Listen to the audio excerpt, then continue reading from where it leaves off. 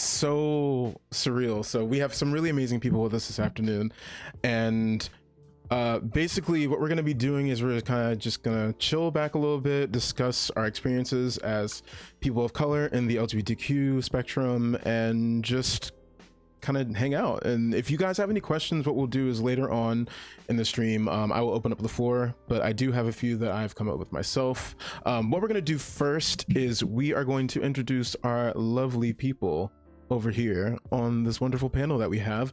I'm going to start with myself. So what we're going to do is we're going to introduce ourselves with our Twitch name. We're going to give us our pronouns.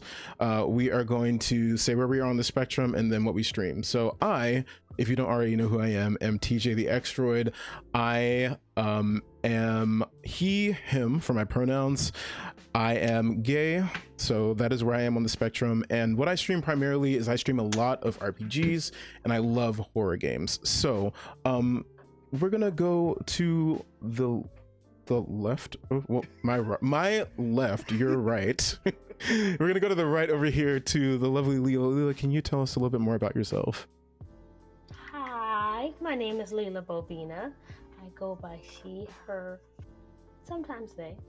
What was I supposed to say after that? Oh, I'm pansexual, and what I play. What do you play? What you play, girl? Games. I play Fallout. No. And weird stuff. I don't know, whatever strikes my fancy. Some old PlayStation games. Variety streamer, but we tend to stay dark, spoopy. That's what we like. That's where listen. Oh, Child and Sims. Ooh, Chile, The Sims. Okay, listen. The Sims, I was lurking in Lila's stream for The Sims one time. And I'm scared. the party that she was throwing, you just gotta hop into her stream. I'm just leave you with that, because some wild stuff be happening. Extremely wild stuff. Yeah, it's a good time. It's a good time. So next person down below her, Mimi. Hello. Hello, the one with no real face. She has a face, but she's got to keep it a mystery. Okay. Mystery, all right. Now, how some of these streamers get their no face? That's what I'm doing. Yes, I am DarkMimi. I primarily stream Dead by Daylight, but I am trying to switch into variety a little bit more. So I do delve into like Sims. Sometimes I'll do an RPG. Sometimes I'll do a horror game. It really depends. I'm finicky with my games, and I'll just swap and be like, I'm bored. Time to play something. My pronouns are she, her, and sometimes I'll go by they. Sometimes, and I am bisexual, but spectrum-wise, I am biromantic and demisexual, to be specific. Okay, and last but not least, down below me here, Mr. Fujimaru, please introduce yourself, please. What's up, everybody? It's your boy, Fujimaru no Jutsu. I primarily stream RPGs and scary games, and I'm obsessed with Dead by Daylight. Everybody loves it. Okay, we see each other, okay? Because you already know I have a problem with DBD. It's been a while. Continue. Continue on. You're coming on the stream and you're playing on Wednesday with the guys. They're going to adore you. On the Kinsey scale, I'm a 6. That means I am exclusively homosexual. If you guys know Sephiroth, please give him my number, because my bae. That's bae. What's the last thing? Oh, my pronouns are he, him. Okay.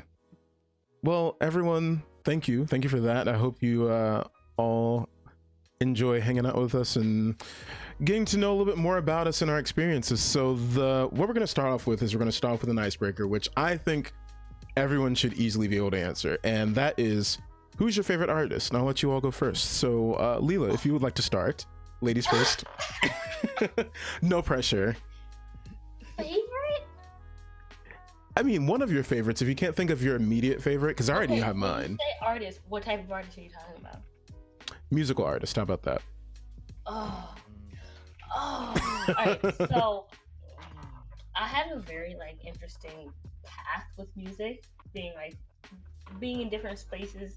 Growing up in the United States, I got drenched into different types of music everywhere I went. So I have a love for rock music, and I became obsessed with Fall Out Boy in high school. So yeah. My favorite rapper is Kendrick Lamar, and yeah, that's what I got. Okay. But I love Glass Animals. It's like the mood. Yes. I listened to like the first 2 albums. Oh my god! I'm the only one who can hear. I'm the only one who can hear the alerts, by the way. So I'm just like dancing over here. Everyone's probably like, TJ, what are you doing? Like, are you all right? Like, TJ, can you please? Can we get some hype in the chat? Dark Tino, thank you for that sub. This hype, can we talk about this hype in chat? Can we talk about this clip? Hold on, I gotta pull this up. What just happened? What had just happened here? Thank you for the host. I'm so sorry, I missed your name. Dark Side. No, there was a host too, but I think it was Asia. Asia, thank you for the host. I appreciate it. Asia, Animnesia? Animnesia. Okay, word. Okay, I got it. It took me a moment, but we there. All right.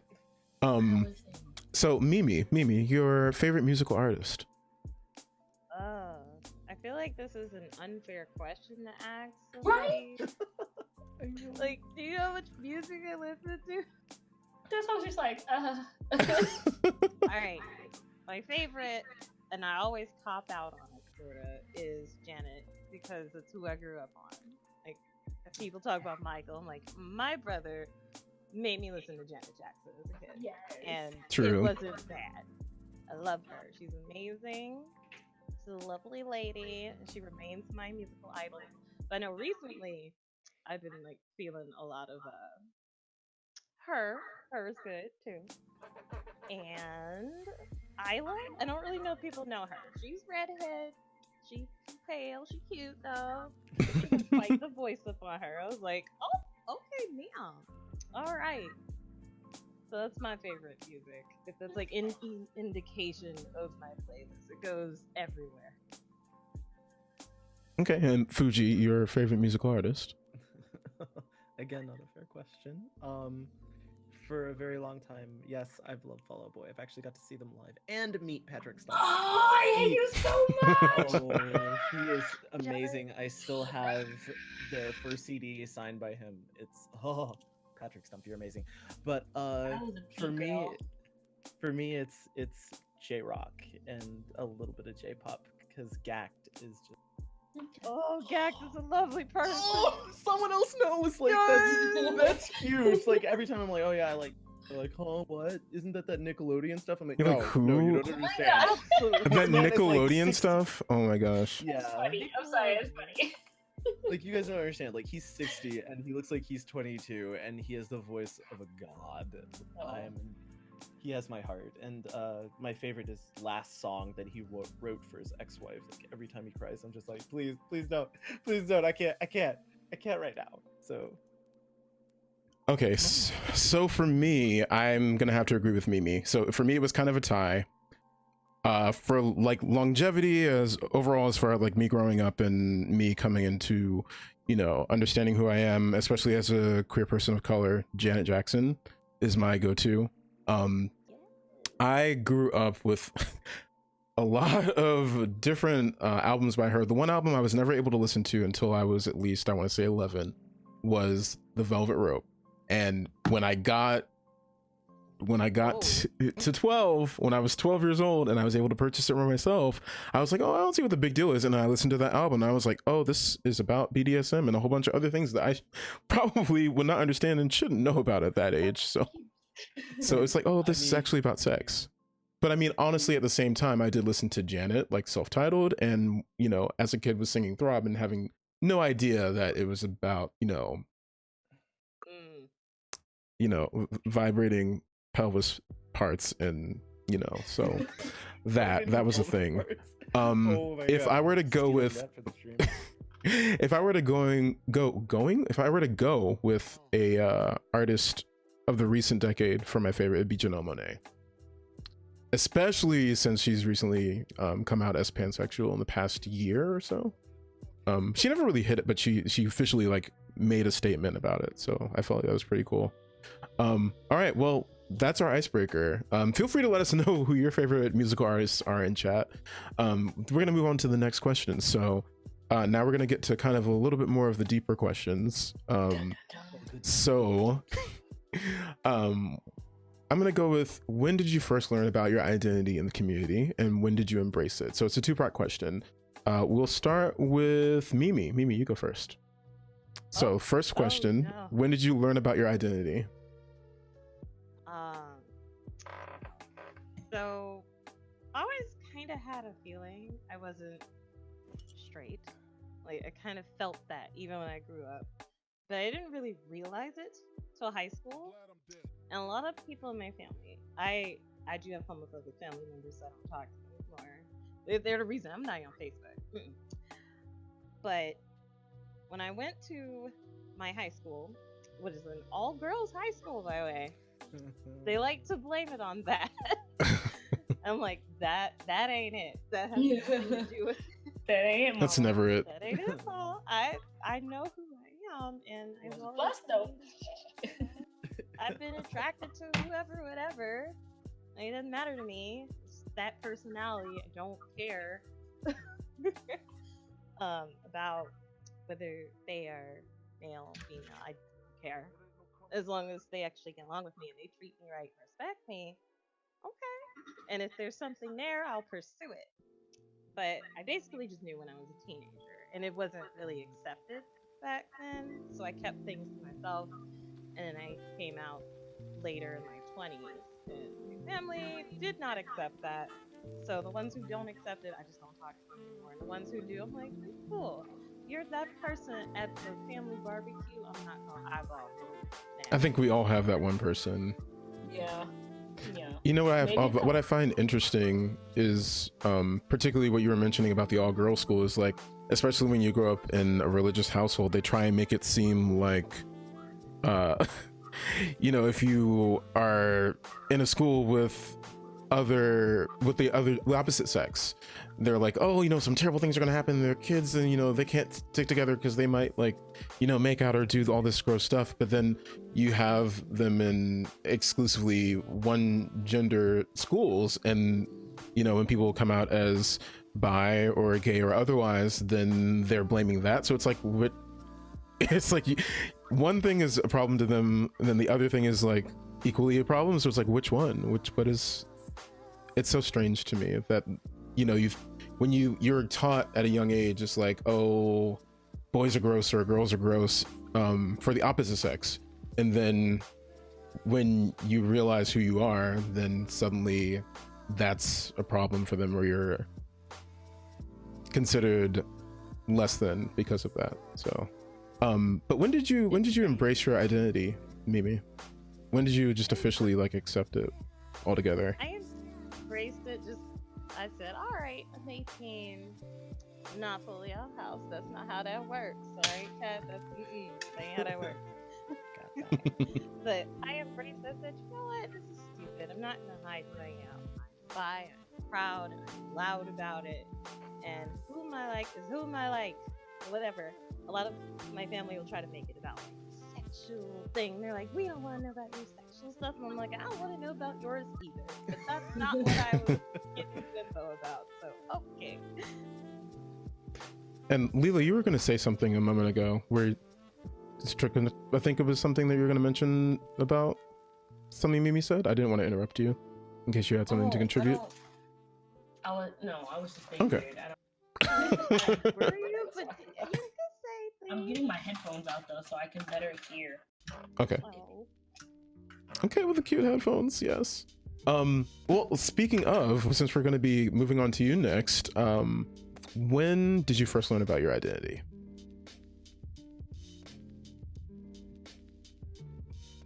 Leela? Okay, wait, hello. Oh, hello? Okay, sorry. Okay. Did you ask me next? Yes, Is it so my when turn? did you first learn about your identity? Okay, so one, the headphones aren't working. But okay, so As you can hear my guinea pig squealing in the background, sorry. I knew very, very young, that I was not straight. Like when I was a kid. My first like any like sexual thoughts were definitely about a woman. Like hands down. I like women before I like guys. That was like and so I knew that, but I could tell that was not okay. So I was just like, I'm gonna keep myself in my little bucket over here, my goddamn business. I didn't want no trouble. My family is interesting, so there's a lot of people I can tell are holding back their sexualities, and I'm just like, okay, well, you do that. I'm gonna go over here and just be myself, live my life, because it's already stressful. I don't have time to do that. And we'll get into that deeper part of people hiding their sexualities later on in the podcast, because that very angry for that. there's a lot of tea with that. But continue. Time for that. It's enough stuff in life for me to worry about. Right. But And when did you first embrace it? When were you like, this is who I am, and you were no longer afraid to just exist in your truth? It took a minute because I wasn't like exposed to anything like LGBT, like it was always just shunned and like no. So there was so much I didn't know about myself. First I was bisexual, and then as I started to learn and understand myself, I was like, well, I'm pansexual, and I accepted that. I recently accepted pansexuality, I'd say like a year ago, but I was always bisexual because I wanted to know. I had to find out when I was a kid. I was like, well, okay, I like the other stuff. What's this word for that? There has to be something. Give me something. So I searched and looked for a little bit, but so teenager, knew who I was, accepted everything. 25. I said a year ago. That was a lie. 24, 25. All right, Fuji. When did you first learn about your identity and where you are on the spectrum? When I first learned about my identity, that would be actually around like 10 or 11. My great-grandmother caught me in one of her nightgowns and these gorgeous red high heels. Oh, great-grandmother. Okay, come through heels. She sat my mom down and said, "Look, Amy, he's gay. That's what it is. We still have to love him. We still have to support him." Mom was like, "Oh, it's a phase. It's a phase. All boys do this. Whatever. Just tell him that it's wrong. That's not the kind of behavior you want to display. But it's a phase." She's just looking at, okay. A phase. Great grandma. Oh yeah, let me tell you, this phase has been going on for a minute.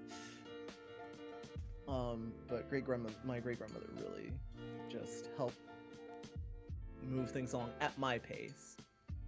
I remember just coming to her in tears, just, oh my god, I don't know what this is. I don't know what's wrong with me. I don't know what baby, you're different. You're the brightest light in the room, and not everybody can see that, but keep on shining your light. And just that.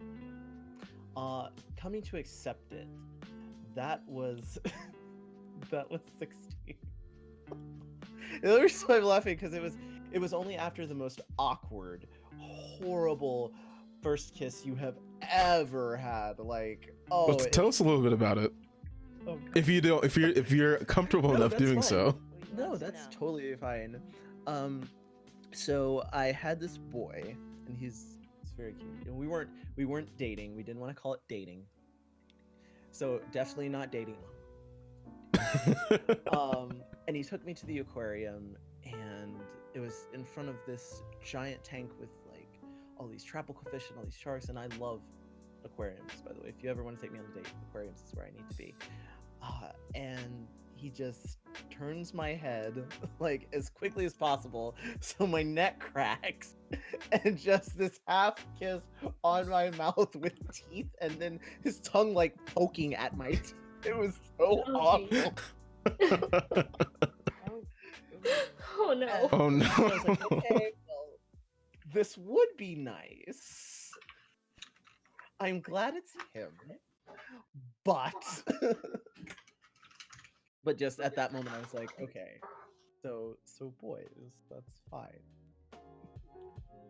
That's really cool. And it's also really nice that you had, someone in your family immediately your immediate family, you know, your grandmother who was so helpful in accepting who you are and helping you come to terms with that? Oh, if I could tell you stories of great grandma Irene and Oh no. all the things that woman just, I want to be old and just very real like she was. So for me, the first time I knew about my identity, it's actually a really interesting story. So, I grew up in the sort of South, but like South enough that you have the Bible Belt. So, you know, you drive That's right, you're a about, Virginia person. yeah, you drive about maybe 1 or 2 blocks and there's like 2 or 3 churches that you've already passed. So, I think I first realized that I was sexually attracted to men when I was 11.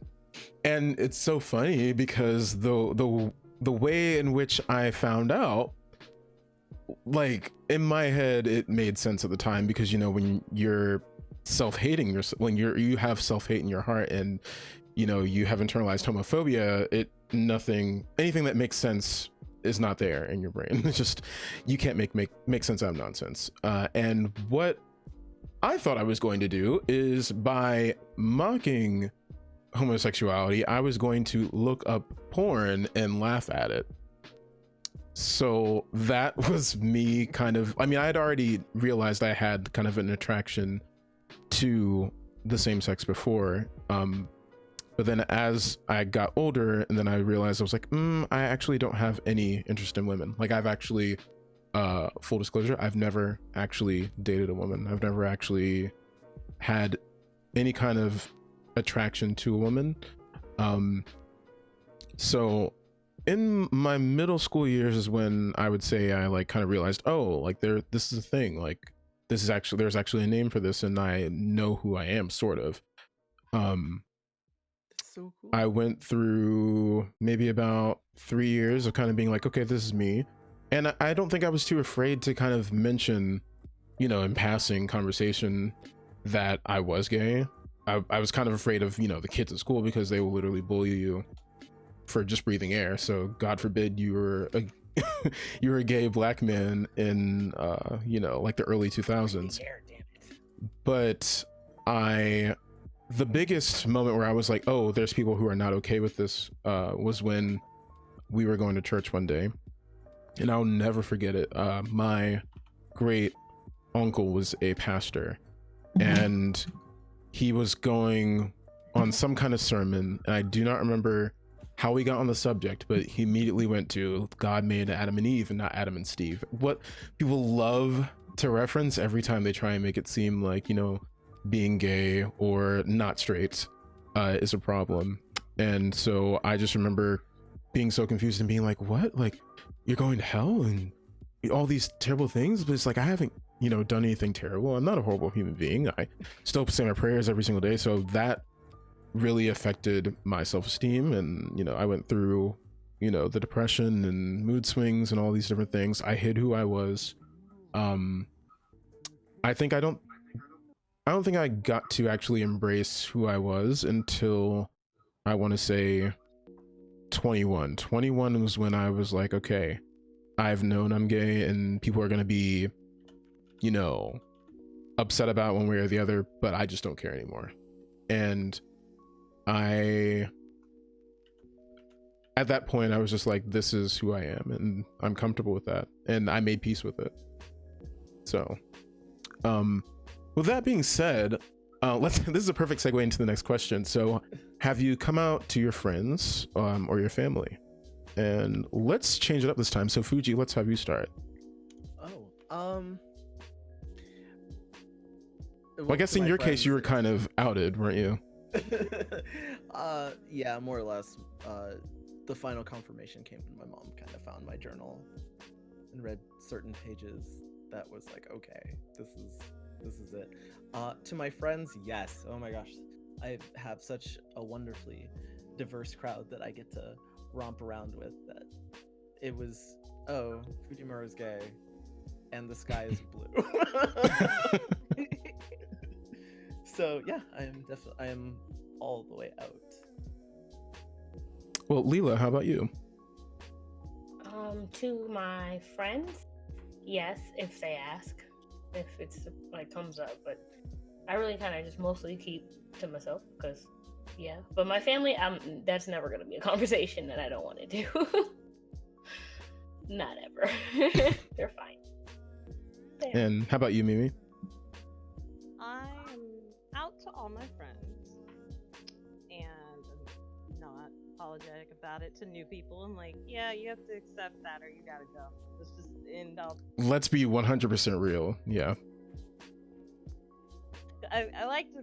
I will siphon people. I'm like, no, you are homophobic. You leave the door. Point door. And to my family, like I said, I came out on Facebook a few years ago. I was kind of in my feelings after my brother had passed. He was actually the one that encouraged me to be who I am. He was gay in life, and he stayed closeted a long time. But then, as I was growing up, mind you, my brothers are 12 years older than me, the twins. They kind of were like my dads in a weird way. They like acted as the father figure. So learning from him, I was like, I should not be afraid to be who I am. And if somebody cannot accept that, then that is just too damn bad. So I think half my family knows. A lot of people on my father's side know, but I don't really speak to them. And my mother's side, we got the pastors and the judgy people that go to church every Sunday. And, so I'm out, but I'm not comfortably out to them. It's a very touchy subject, and I get really frustrated when they ask me things like, "Hey, you got a new view?" I'm like, okay. Yes. When you're gonna have kids, you kind of gotta date somebody for that. I think that's a Southern thing specifically. You always have the aunties and the uncles being like, "So when you gonna have kids? When you gonna give us some nieces and nephews?" Or you have the parents being like, "So when you gonna give us some grandbabies?" And I'm just like, let me tell you, I got some dogs that, oh my god, Okay. you can spoil the hell out of them. Okay. Cutest fur babies and fur grandbabies. I'll give you those. I will go to the shelter. Trust me. Yes. So that's that for that. I'm out to friends comfortably. Family, no, I'm not comfortably out, but I will not hesitate to be like, yeah, please stop trying to heteronormize me. I don't like this. Yeah, I think Leela, my case is very similar to yours. I am comfortably out to most of my friends. Well, most of my friends, pretty much all of them at this point. I don't think there's any friends that I have who don't already know. Maybe outside from some high school friends who I'd rarely ever talk to these days. So it's like I don't care. Like if they ever come back into my life, they can know. As far as family, I feel like a few of them probably know. I don't discuss it. I don't discuss my intimate relationships or anything with them. Right. And that's mainly just because when you grow up in a Southern Baptist, family, and it's a generational thing where you really don't want to have to deal with having that conversation. I think, eventually I will probably have it with certain people in the family, but the energy it takes, and then the current space where I'm at, where I'm trying to work through my own personal stuff, and I'm over here trying to work on this job. I'm over here trying to make sure I have enough money to sustain myself, just trying to live and live my best life without stressing myself out, worrying about whether people think. So yeah, I'm comfortably out to my friends. A few family members, I'm pretty sure they already know. One of them actually point blank asked me one day, I was just hanging out with them in their house, and they were like, "Oh, do you got a girlfriend?" I said, "No." "You got a boyfriend?" And I was just like, I didn't at the time, but the fact that she asked me, it gagged me for a good moment, because I was just like, she just said so matter-of-factly, and I think that's one of the she was one of the only just, like the Marseille Martin gif, just like, and I was 100% gagged. I wasn't prepared for her to just say it, and she said it so just like, matter of fact, and she had no problem with that, and it made me much more comfortable. What's up? Pretty much, it was pretty much like, I just want to know a little bit of your business. I just want to know you're doing good. Like, And I think at one point, you know, because she would continue to ask and be like, hey, do you have someone yet? And I think eventually she's just like, you know, I don't care, you know, if it's a boy or a girl, we just want you to be happy. And I was just like, so I'm pretty sure she probably already knows. If she hasn't already figured it out, I feel like she's probably figured it out.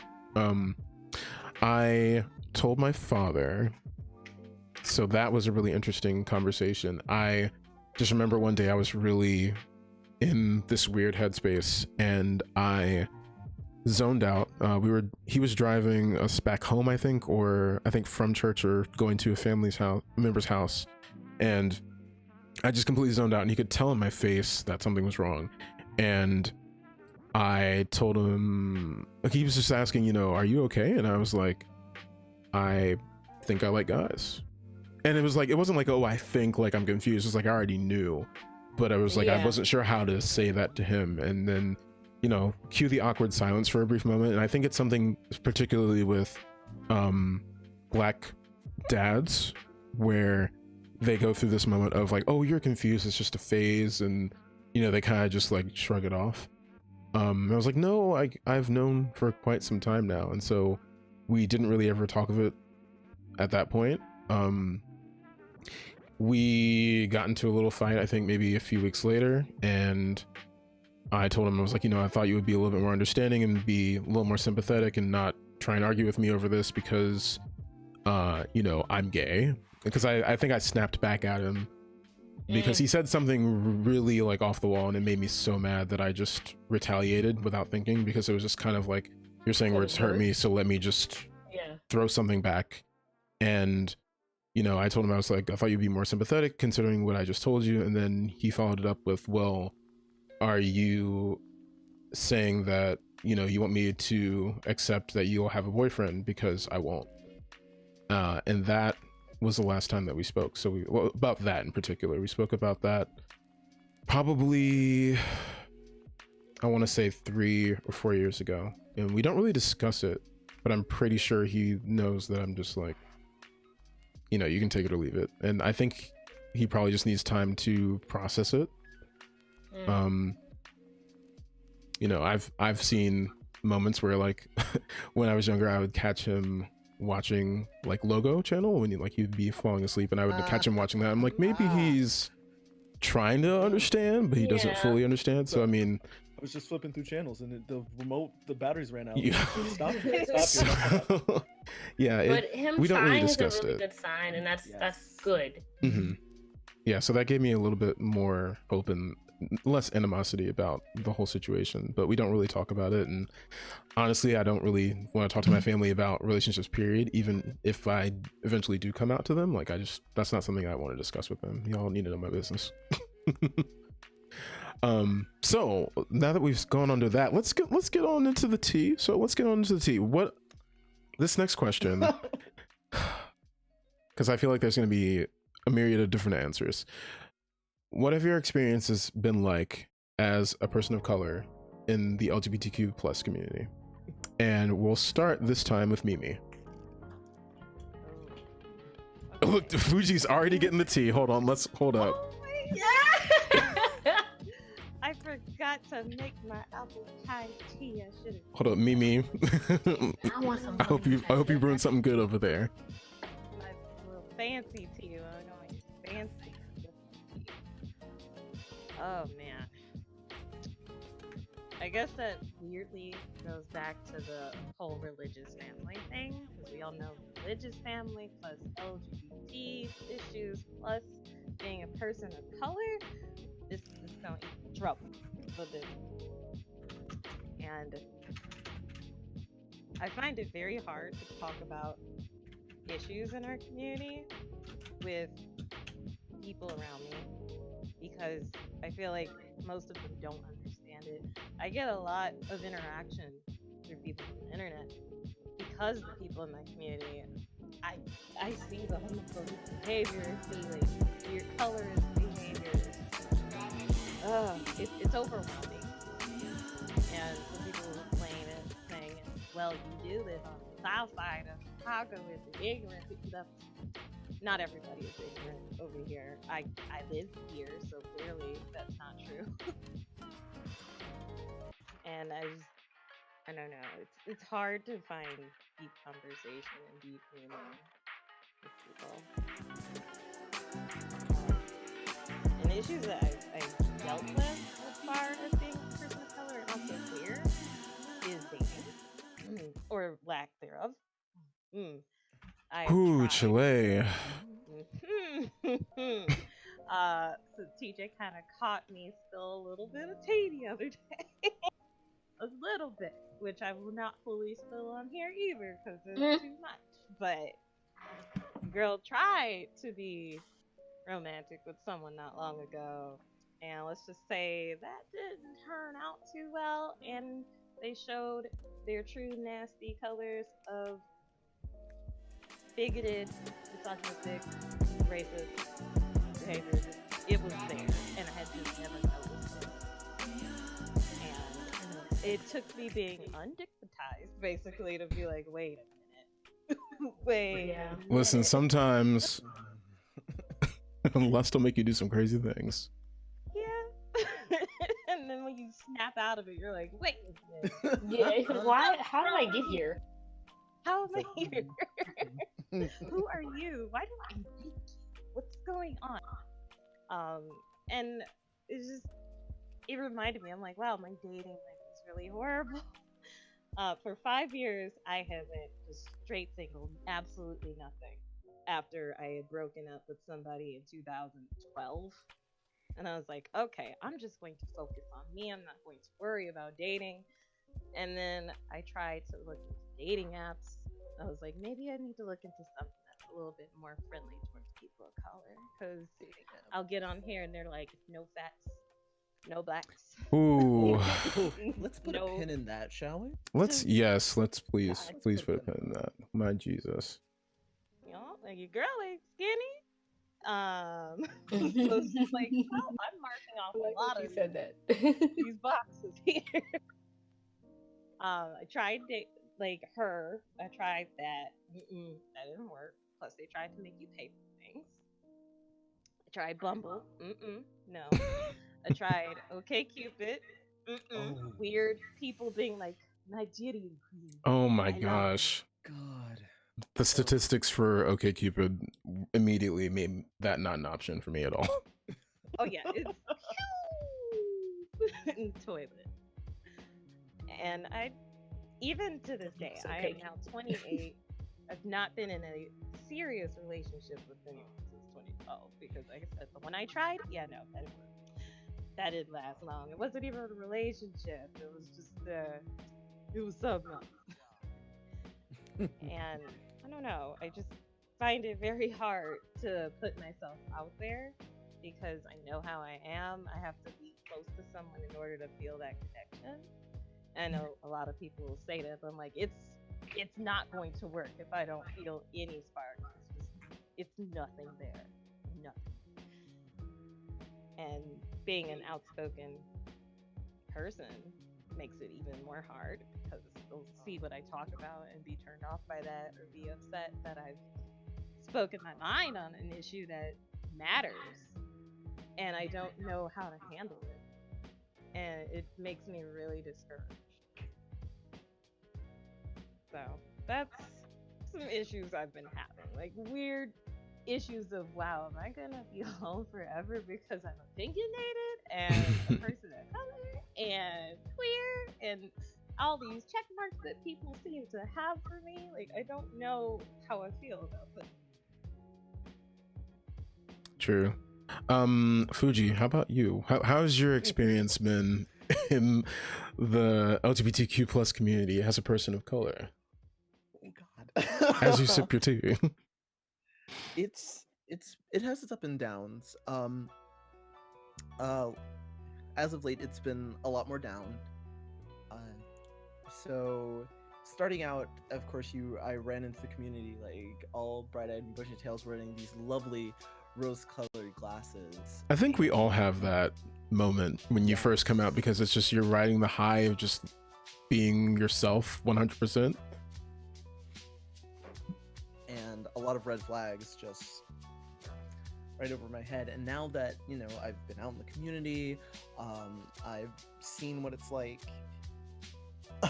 Oh god, it's been a trial, especially to reconcile some of the things that I've seen inside of the community, because before I'm gay, I'm black. That's just point blank period. To see the fact that the people of color are very ill represented in the LGBT plus community, especially out here in LA, because yikes. it becomes a thing. Like as a kid watching Queer as Folk, I was like, oh my gosh, they're like me. And now that I look at it, I'm like, okay, this is supposed to be based in Philadelphia. All the other black people are where? Or I used to play this game where I'd pick up a gay magazine and I would go through and flip the pages and see how many it took me to get to find a positive image of a person of color, not an HIV advertisement, not a new ad for thug porn or them trying to sell jewelry or boots or something like that, but something actually positive, like seeing two people who are even in an interracial relationship that are just, it's just their being there, just them in that moment. It's possible. Finding pictures of pride where it's a black person in a positive light, just, it seems to be foreign. So it's a lot of that. Honestly, it's made me retreat a little bit from the community, and I wound up, of course, in the leather community, as you can plainly see. The flag is still there because the inclusion seems to be so much more natural. While representation, again, is very small, they're very much, you know, how can we make this better? How can we improve this? Whereas in the gay community, it feels like there's this real resistance of, if we give you a piece of our pie, well, there will be less pie. How we will starve and die, so we must have all of them.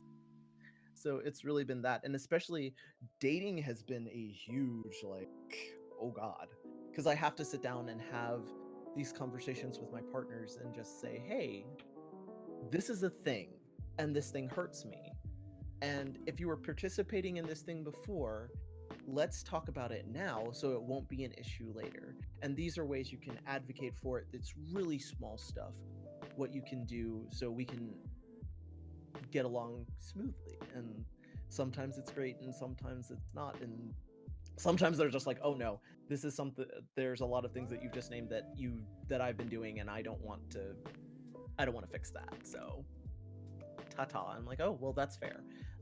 As for dating apps, Grindr is just still a cesspool of, I can say whatever I want with impunity. It doesn't matter. Yes, it's so cringy to be reduced to food. That's one of my big pet peeves, is being reduced to food. No chocolate, no spice, no rice. Like, God. what?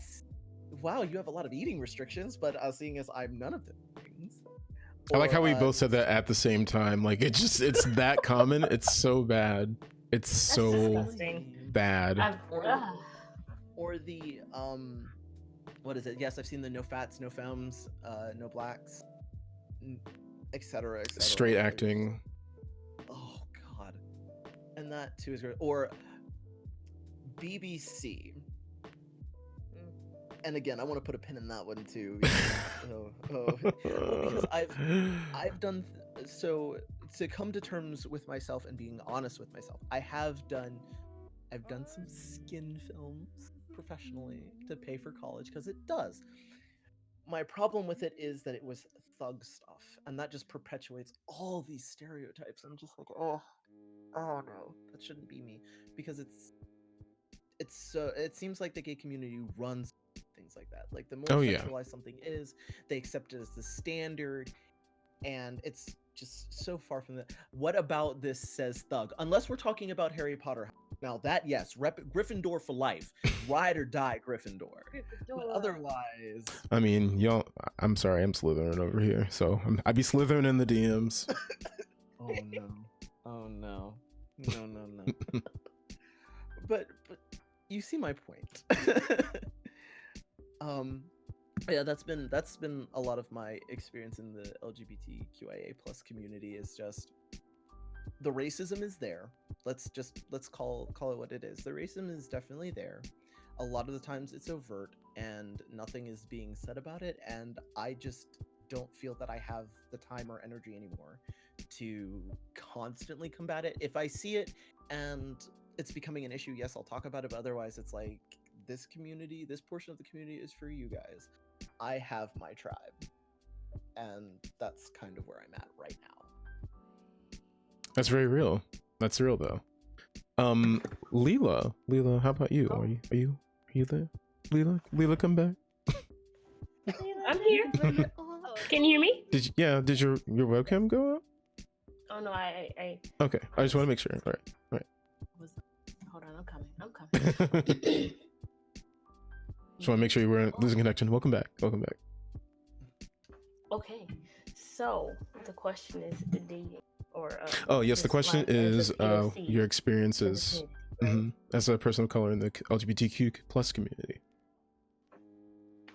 How has it been? Well, Tell us the as I story, said sis. earlier, it's been quite restrictive.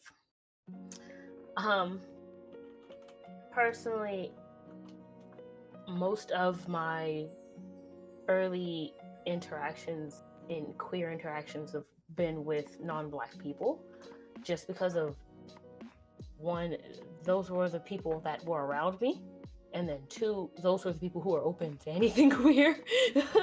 Because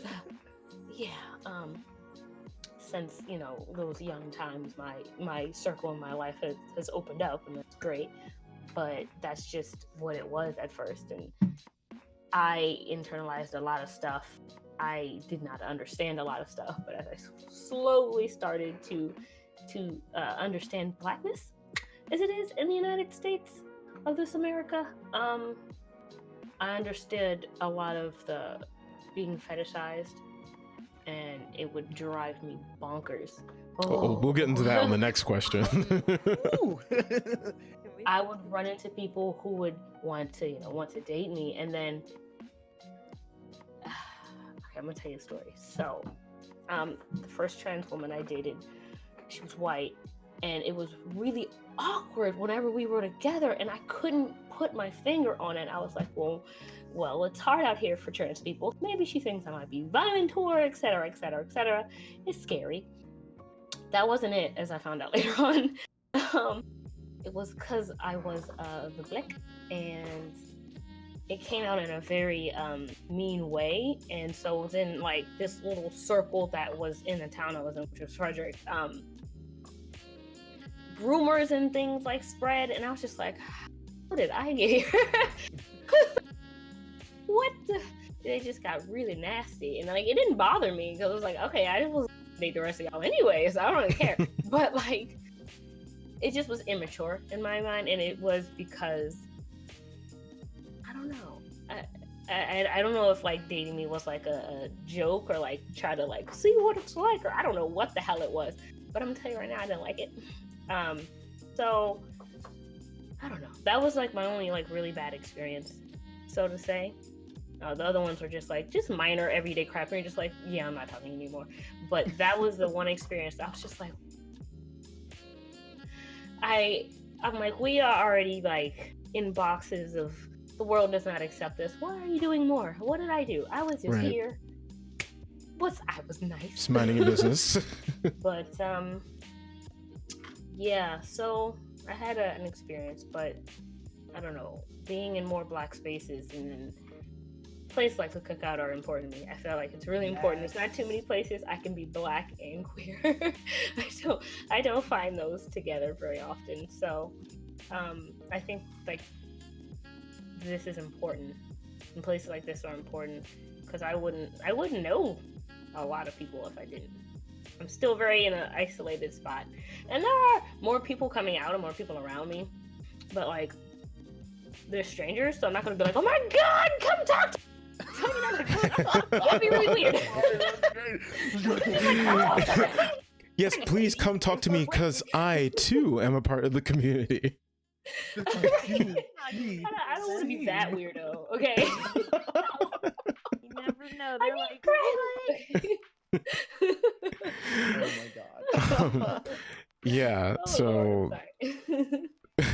That's what. so yeah, so that's all I gotta say. And I need to turn a fan on because that just made me hot. Look, everybody turning the fan on. It's hot. It's the summer, y'all.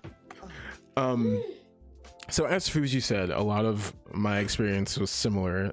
Listen, just like that. When I first like came out to my friends and accepted my gayness, and I was so blinded by the fact that, you know, I was just completely comfortable in who I was, and the first person who I came out to is now my best friend, who is a black woman. And so I told her, and she kind of like suspected, but when I told her my identity, she was like, oh, kind of figured, and then she just walked off. And so I was just like, so you're just gonna clock me like that? Like, okay, I see. All right, okay, all right. So moment. What happened? I had a good maybe half of a year where I was like, oh my god, everything's amazing. I'm out. I can do this and do that, and like I'm so comfortable, and I'm gonna go on all these dates. Oh girl. So I want to say the first date I had, I felt like things were going well, and then they just had a lot of attachment issues.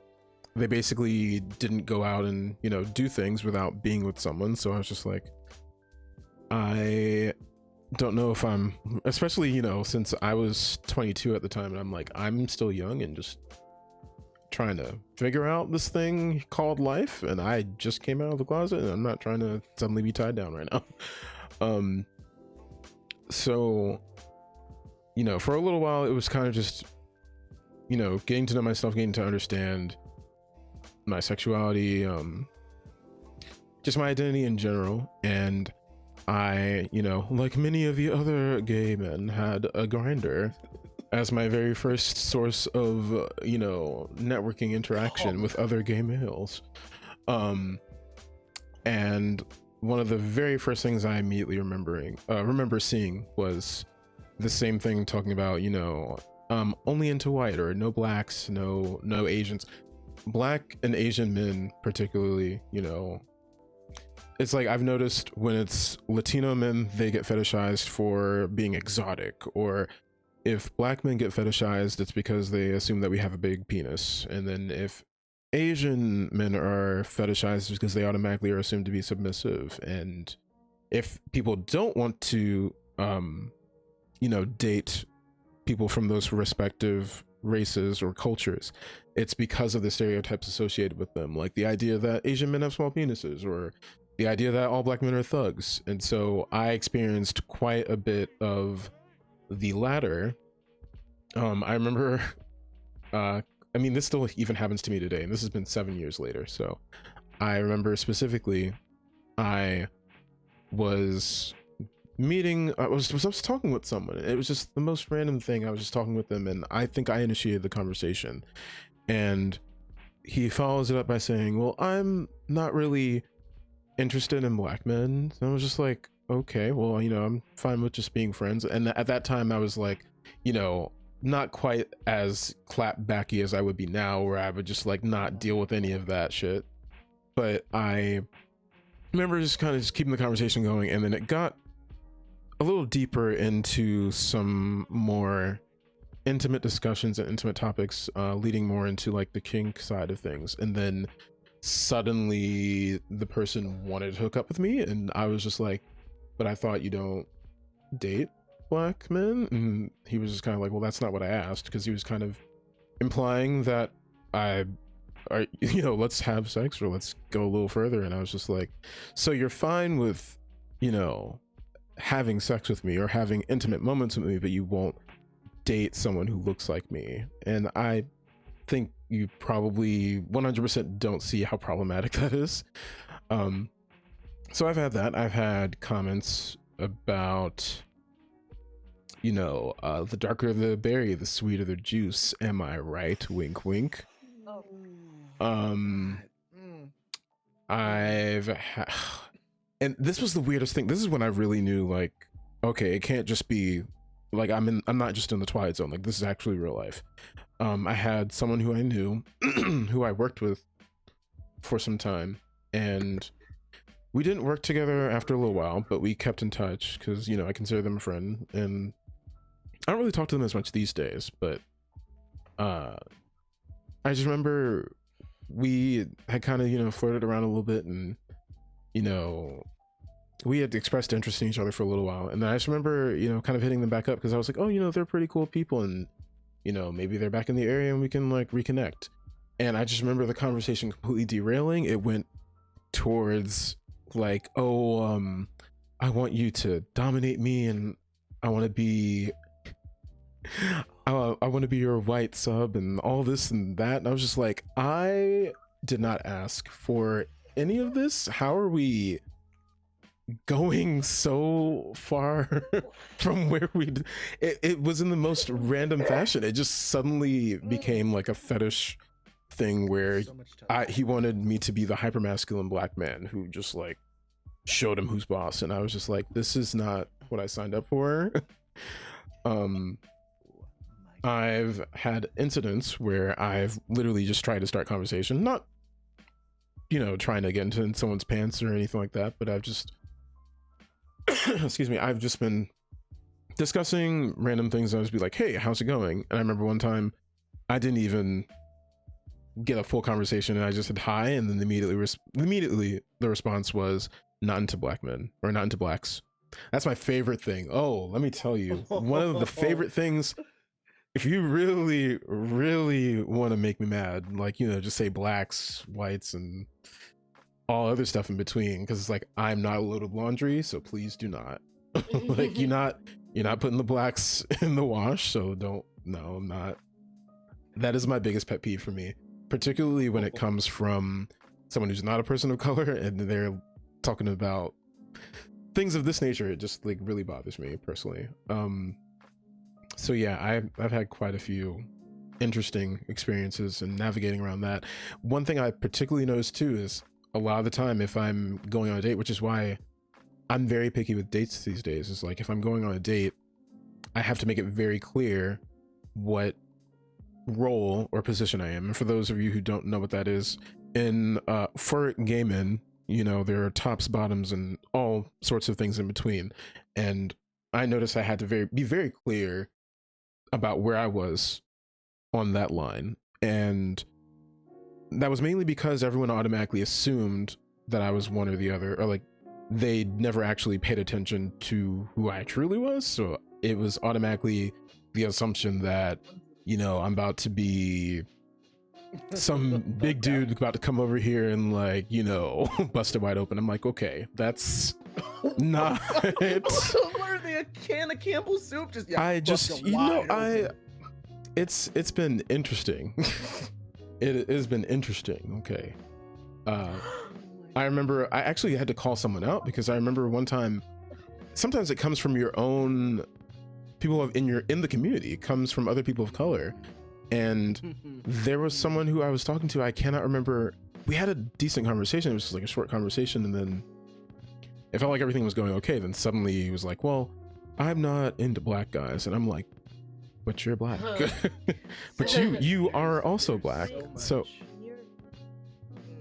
and the gag is that same person slid into my DMs again, not recent this year, but a few years ago. And I was like, yeah, no, I'm good.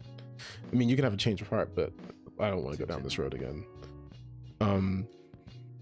So yeah, that's been my experience here, especially here where I am. There's a lot of people who are on the DL. That's very similar to your experience, Lila, where I pretty much was surrounded by white people, and I was surrounded by a very predominantly white area. And so a lot of the gay people who were out were white. Or not black, and a lot of the black queer individuals in my area were on the DL or hiding who they were. So with that being said, we already kind of briefly touched on that from what I just said, so I'll just let you guys speak a little longer. Do you remember any specific instances where you've been fetishized or experienced bigotry from others in the community? in the gay community, the LGBTQ community, as a person of color. So let's, Leela, would you like to start us off?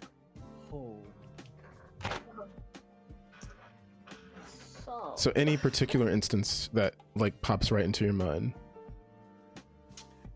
I had this girlfriend, right? And it went to girlfriend level because we were lusty, okay? It was a lot of lustiness. But but this once again was, when you're young, you're just doing stuff. You don't think about stuff. You're just like, oh my god, a world, I'm an adult, what am I doing? So wish I could take it back, I honestly do. So there was a lot of oh Lord, I feel like telling the story is gonna be really telling. There's a lot of stuff I'm about to say. If you feel it's too revealing, you don't need to discuss it. But I mean, if you feel comfortable, if you feel comfortable how enough, about I just skip this story? you can if you don't want to speak about it. Skip that. TOS, that's what I'm gonna say. Oh, we know TOS. Wow. Ooh, girl. Okay. Wow. It would have got bad, so I was like, let me just not. Just not going. Okay, I'm not even Christian. All right. You're sanctified. Okay. Oh. Fans ourselves. So quick thing before we continue, everyone, I want to remind you that all this week we were raising money for GamerX, and our goal was 300. We've reached $700 for GamerX. So remember, exclamation GamerX if you would still like to donate. You can get the link there and still support the cause. So thank you all so much. Thank you to everyone who donated. If you're not able to donate, thank you for hanging out with us and supporting the streams and supporting the fam. And we hope to do more things like this in the future, and not just in Pride Month, but more like 365 24/7. I wouldn't say 24/7, but we want to do it more consistently. Leela, were you ending there, and are we?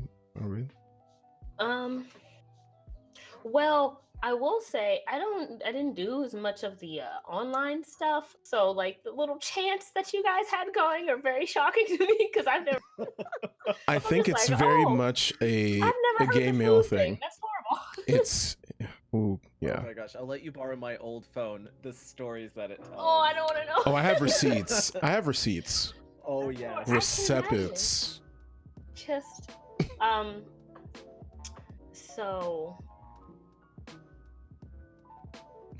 I mean, yeah, I could say I was a sugar baby, so there was a lot of running into strange white guys, but for the most part, everything's just gonna be the most common things except that story. And I was like, yeah, let's not tell that story.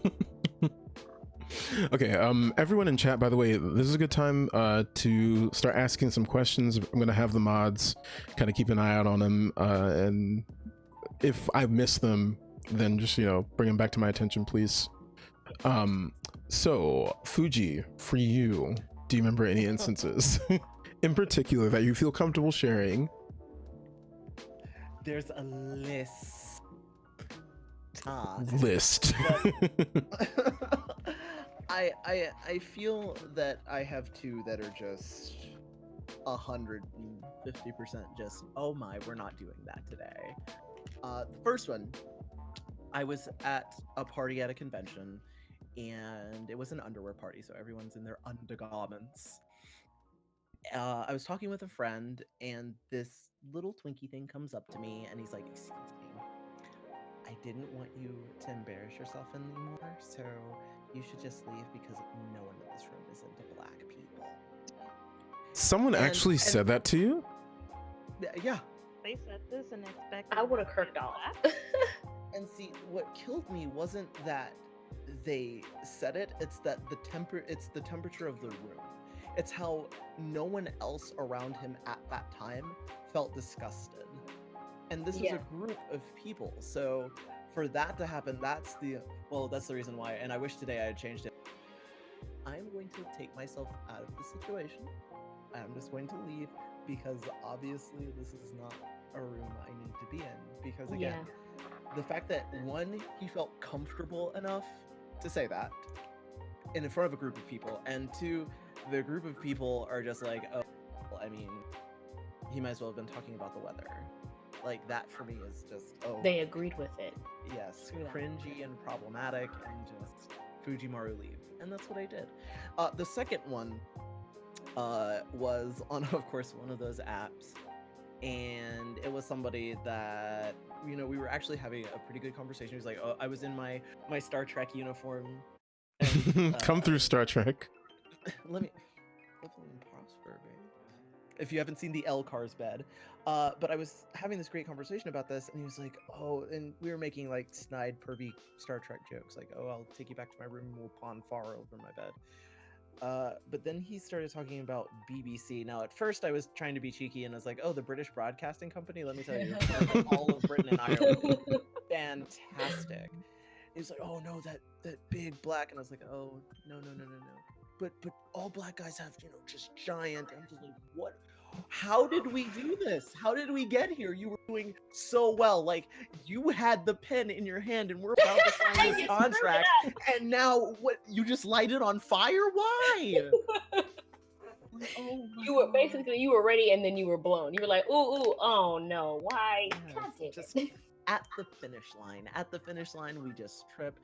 And those are two for me. It's always, for me, Grinder is honest to God, one or the other. Like, I'm so glad they made the policy change to try and correct it, but at this point it's like so solidified and so standard. Yeah. Like, Let's discuss that after this question, sure, because absolutely. I have feelings about that, but I'm gonna make sure you finish and then Mimi gets a chance. So Oh yeah, poke.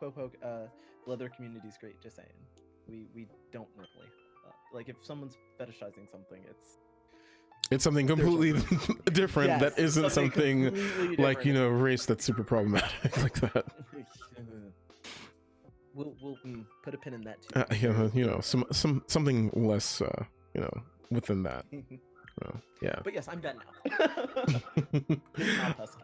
Mimi, how about you? Have you had any moments in particular where you were fetishized? Like I said, I don't do dating apps anymore for a reason. The whole Smart. fetishizing black women on these apps is absolutely disgusting. Just, they want to be with a black woman, or they want to taste the chocolate, or the Nigerian queen, Nubian goddess, Nubian princess. Nubian goddess. And funny thing about Nubian goddess, full disclaimer, I used to have a viewer who did call me that, and I was like, of course it's some country white dude, but you know, okay, I'm just gonna deal with that's a married man way over yonder. Okay. And it was, you didn't mean harm, I guess, by it, but then later I was like, I'm gonna need him to stop saying this. Like, slowly inch towards like, yeah, let's not call me that too much anymore. Please, okay, thanks. There was one time I did actually try to attempt a date off of OkCupid, and it actually went okay. It was another guy, and Oh my we God, had rolled the d20, got a 20. a full like, we were both bi. I didn't know he was, but he said that to me, and I was like, oh, okay, I don't mind. And to this day, I still have a bobblehead of Michonne that he gave me for my birthday. Aww. It's still there. And he wasn't bad.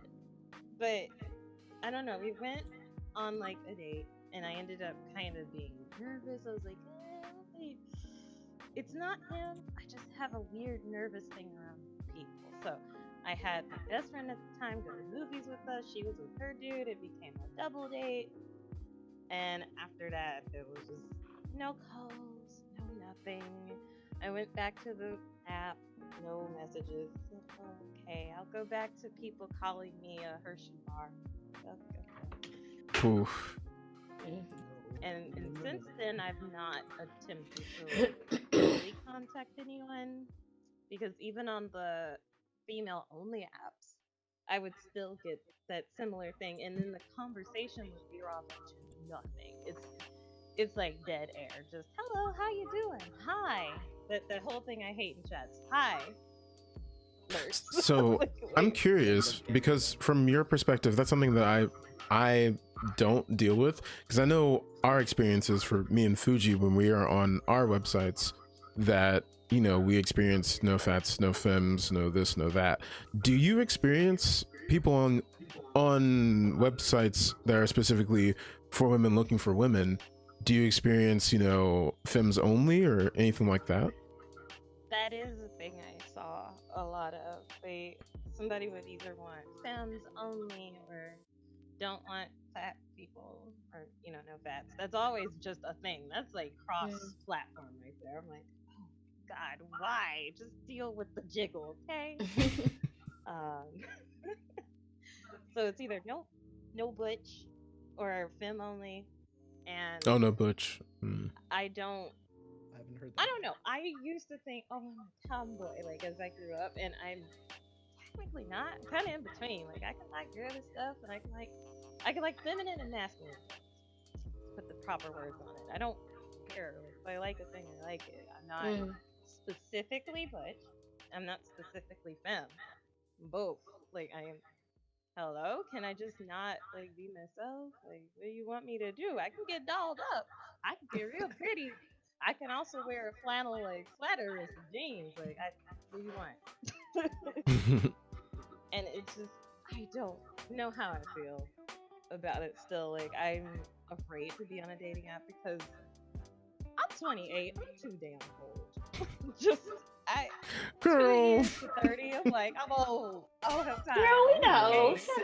Shut up. Sis. You can be old. I'm not old. I like using it saying, I don't got time for these kids and games. I'm stop. Oh, I feel you on that though. I don't got time Yeah, for games. no. Child. We're gonna put a pin in that one.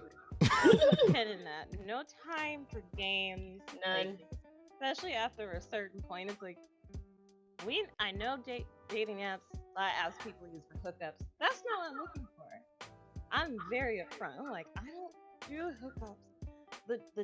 The demi part of me, which I don't really talk about that much, I'm like, yeah, it's not gonna allow this. That's not how I'm gonna function. I'm not here for a hookup. I'm here for a connection. And if I don't get that connection, we can be friends, and that's fine. But if we get that connection, then maybe eventually something will happen.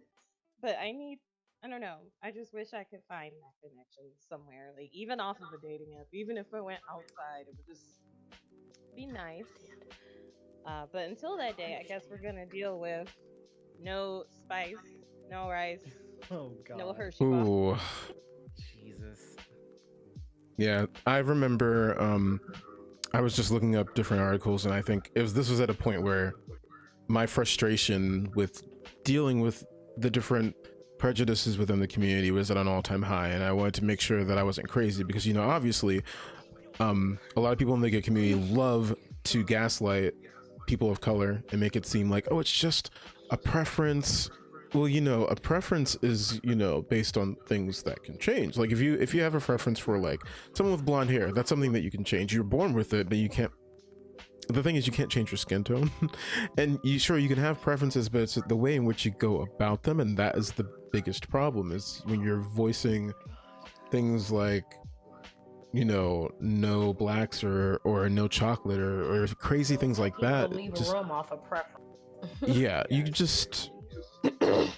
It's just funny because they claim these preferences as if they've met every person in the diaspora, which is like, Right, which is always kills me. that really is just like, I've say met racist. one black person and that automatically has colored my entire opinion of them all. Damn, That's the thing. Like, you could meet a black guy who's gonna make your life like Disney, but you've already said no. So I think another thing that I realized too blocking is no blessings. if the thing is they don't want that black person. They'll take someone who is racially ambiguous, like a Logic, or someone who would be more light-skinned like Drake, or exactly someone who's going to be a little bit more ambiguous. But then when it comes to someone who's very blatantly not passing that brown paper bag test, then so oh God. but one thing that I remember looking up because of my frustration of that was this article, and if you get a chance to Google it, everyone, I suggest you do. It was something called, I think, They Don't Want to Cruise Your Type, and it got deeper into not just more recent things about the experiences of Black men or people of color in the gay community, but more specifically, it was, I think, in the 90s or further back, and discussed how there was basically segregation within the clubs and segregation within the bars, and how they tried to push, you know, people of color out of those spaces and make it exclusively white. So yeah, it just reminded me, recently I had an interaction with someone, and we matched on Tinder. They started the conversation off like already at 100, just making it all about sex, and I was like, yeah, so what are you looking for on here? Because I was just like, in my head, I'm like, this is not where I'm trying to go right now, at least not when I'm just talking to you. They had this weird thought process that I was going to pay them to have sex with them. I'm like, I'm not paying anybody. You're generous. Like,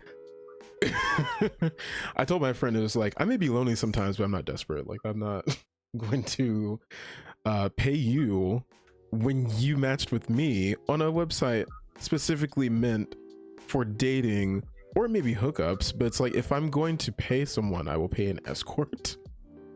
Like, right, if I'm gonna do it, I'm gonna do it. I'm gonna do it with someone who actually is set up to do that and knows their status, and, you know, takes care of themselves and doesn't just take advantage of people in particular. So but yeah, that was something that I really quickly realized. It's like,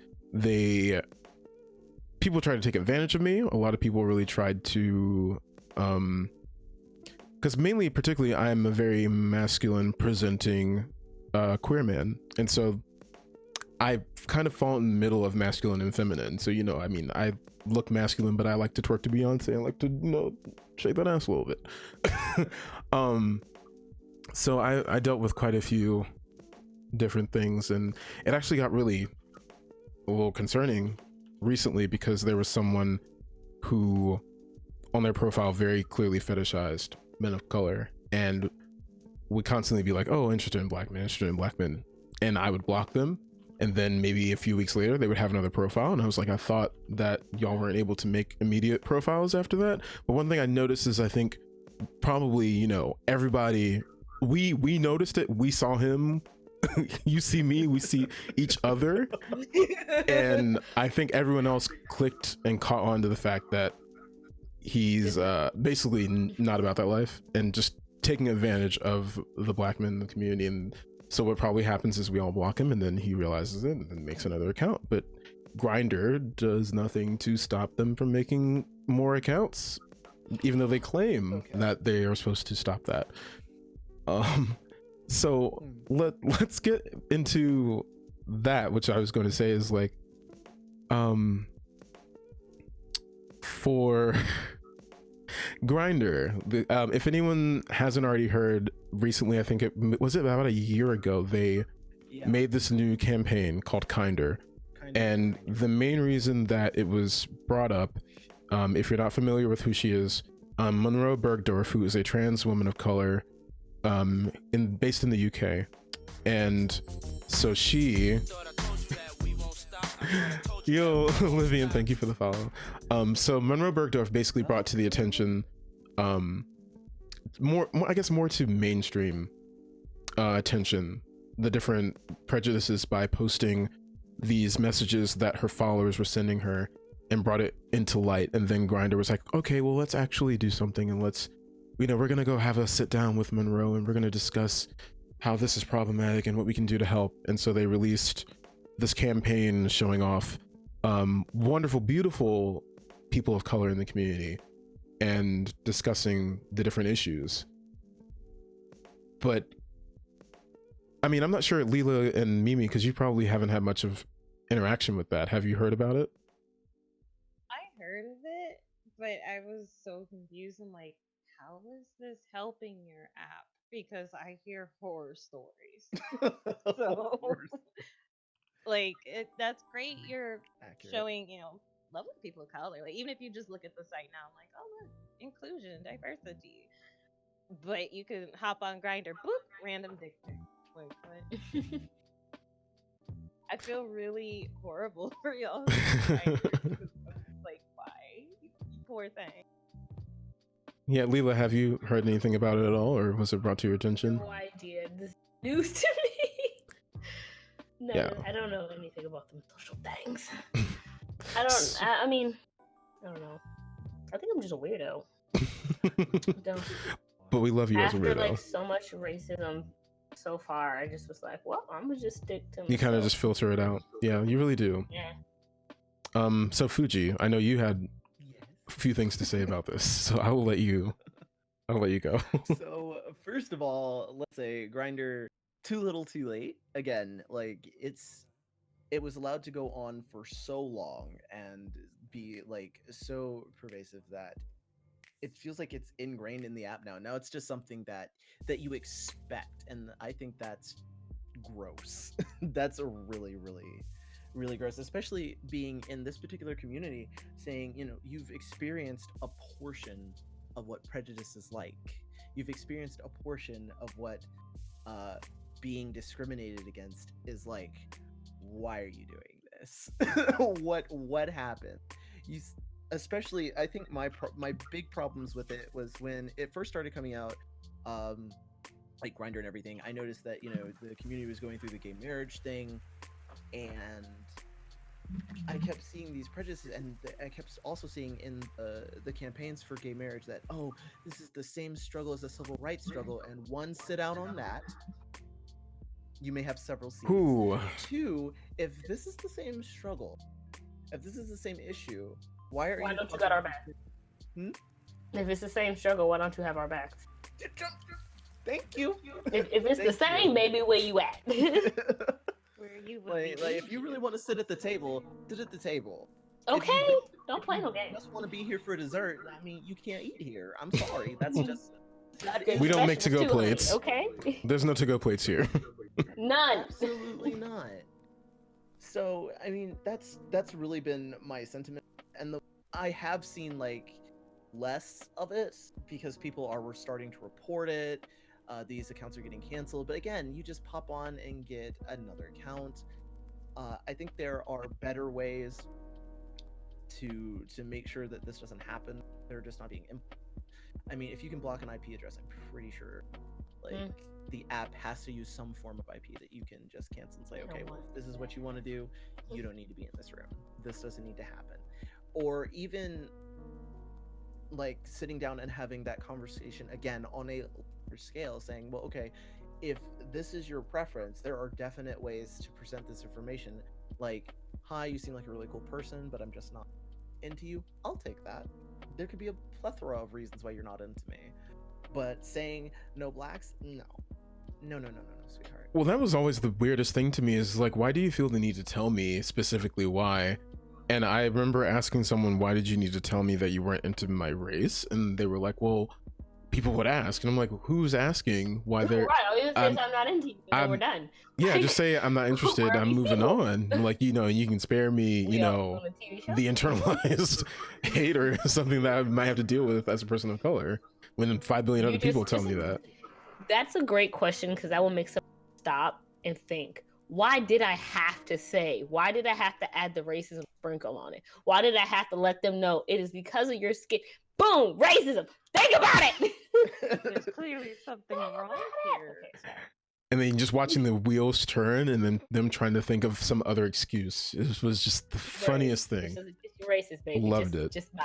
I'm not racist, but Well, yeah, but everything after black I have to ever say this. Or I can't be racist. I have this one token black friend that, you know, I'll totally bring out, but, you know, as a human being, My fourth grandma once removed is part. I can't be racist. I listen to RuPaul and Todrick Hall. Oh. No. Everybody went, oh. Well, no. Ooh, It's not the sis, same like, thing. ooh, It's like, oh girl. my god. Okay, so there is Woo one thing Chile, I indeed. definitely want to get out. It's been there. So, as far as the gay community and black women, I have a lot of problems with that because Oh. every time I see, white gay men in this space of, oh, girl, and shaking the head, just real, just over the top with it, I feel like this is a caricature of what Black women are. You don't understand why they're doing this. This is a sign of power, a sign of defiance, a sign of being able to express yourself. And you're making that into a caricature because you're trying to take it and exclude Black people from the conversation. And I have so many problems with that. I can't. That's something that I can't deal with. And I feel like things like Grindr and gay media just combine to perpetuate it and make it more problematic than it actually has to be. I think for me, I wouldn't have a problem with it if it weren't for the fact that, in the same breath, you have white gay men doing things like that, and then in the next breath, some of those same white men will call a Black woman ratchet for doing the same thing. Exactly. Like, it's okay when you do it, but it's a problem when the person who it came from does it, where the originator of this phrase or of this particular Yes. mannerism is suddenly faulted for it. And it So- kills that so much of our culture is the gay community. I'm sorry. Ballroom, that's us. Voguing. Us. Do you guys remember that little movement on Twitter where Madonna invented voguing? Oh, wins. No, she- What do you mean when? Oh, When I did- was when did like, she create? Before I even everybody had fired it up. I was like, I don't even. But who started this? Who thought this was cute? Ma'am. And my thing is, as Madonna, you should have been like, first off, let me tell you the history. I could have respected you, but that's asking from Madonna. Well, girl, Of all that's also people. the same Madonna who was fine with calling her blacks on the N-word, so Listen, But that's a went whole off nother on story. Podcast about Madonna That's for a whole nother There's story. a list. It's just thick. But go ahead. But Go ahead. that has always been strange to me, and I think that was like a biggest culture shock is when you were in the LGBTQ community, you come out and you would think that people who are already being discriminated against would be more understanding of people who deal with it on an intersectional front. Being Black and gay, and then also being Black, gay, and a woman for you, or being Black, LGBTQ and a woman for you two. There are just different things that you have to deal with, and I can only imagine, having to deal with sexism and also dealing with the other things that affect us. It's just, you would think that people who understand one of those struggles would be more sympathetic or empathetic to those things, and they are not at all, No, they are not. sadly. Confused.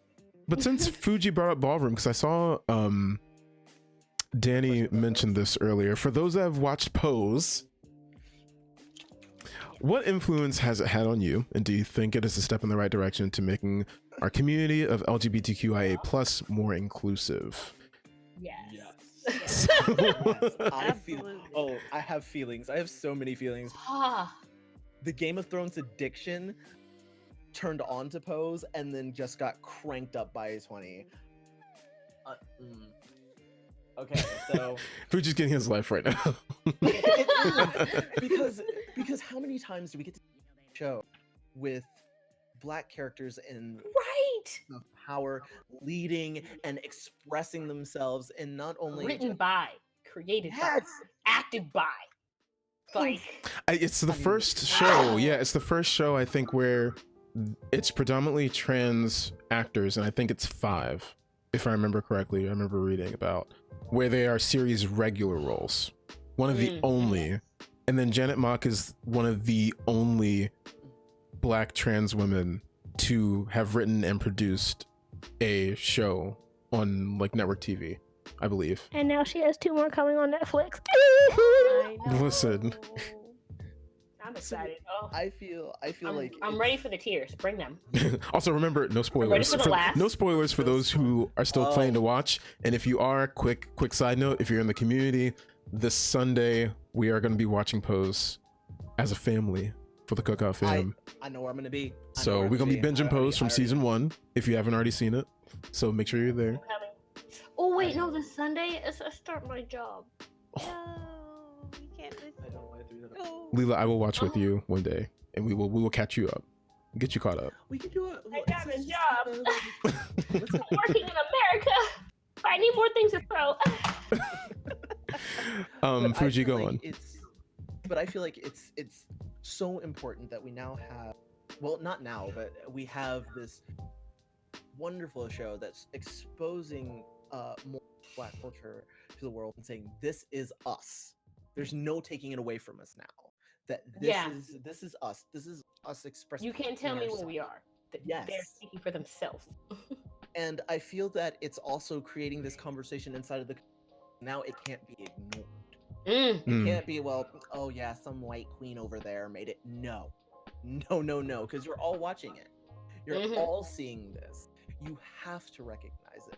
And the way it's affected me personally, it's just taken me into this space of fully embracing my Blackness, because again, for a very long time I was like, and I'm pretty sure every person of color who's queer has had this one thought either trace through their mind or sit in their mind for a minute, but then you got to kick it out because it sure as shit ain't paying rent. What I want to do to be white for one day, just one day, where I can just wake up and not have to deal with mess. Just to, that doesn't affect me. I'm white. Who cares? I don't see color.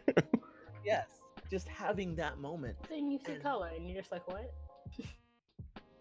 And now that thought is, being Black is an honor and a privilege. Being Black has this creative foundation that is literally everywhere. Throughout the community, you can't turn without seeing a piece of us there. And now I get to stand in my own power and represent that. So when people say, I'm watching Pose, it feels like they're saying, I am finally watching you. I am finally recognizing the achievement of people like you and how you are valued and how you contribute to the community. Wonderfully True. said. Okay, like, you know. I agree. Wait, snaps. Yes. Little tear came out. Okay, man. Mimi, how about you? What has Pose meant to you? Holy moly, it's been amazing. Yeah, how are we gonna follow Yo, you got me worked up. That I don't know what to say. No tears. Oh no. Since I got put on to watching it, I was like, this is absolutely amazing. Like this celebration of Blackness and being open about who you are, and also showing the world, hey, we created this. We did this thing. Not Sally over there, not Karen down the street. We did. And I know full well my brother would have loved this show. Because when I grew up,